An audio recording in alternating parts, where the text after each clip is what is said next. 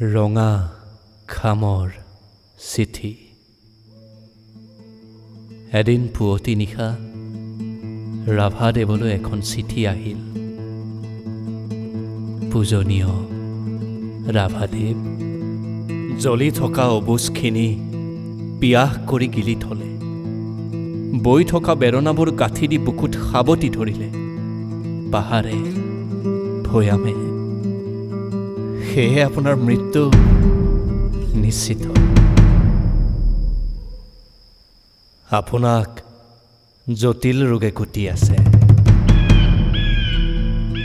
জাতীয়তাবাদে গ্ৰাস কৰা হেতুকে আপোনাৰ চকু ক'লা পৰিছে।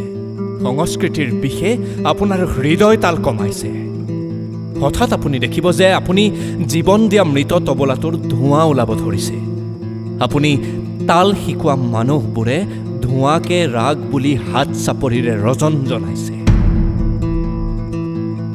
আপোনাৰ উশাহ কমি আহিছে। লাহে লাহে গানৰ প্ৰেয়সীৰ স্তন খহি পৰিছে। বিকট চিঞৰত চুপ লৈ থকা পোকবোৰে আপোনাৰ জাতীয়তাবাদক চুবাইছে। কুট কুট শব্দত হিন্দী চোৰে ৰাতিৰ পহৰা দিছে। আপোনাৰ চকু ম্লান পৰিছে। ৰোগত অচিন ৰাগীত ম্লান পৰিছে। বুজি উঠা অবুজবোৰৰ ৰোগৰ নিৰাময় অদৃশ্য। চকু মুদিও সহিব নোৱাৰিব, নাইবা নুশুনা ভাওজুৰি কাক ফাঁকি দিব।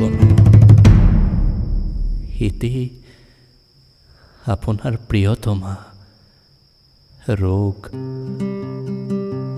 চিঠি পাই আজিলৈ ৰাভাৰ খবৰ নাই। কিয় জানো, কাৰ অভিমানত, কিহৰ দুখত নিৰ্বাক তেওঁ।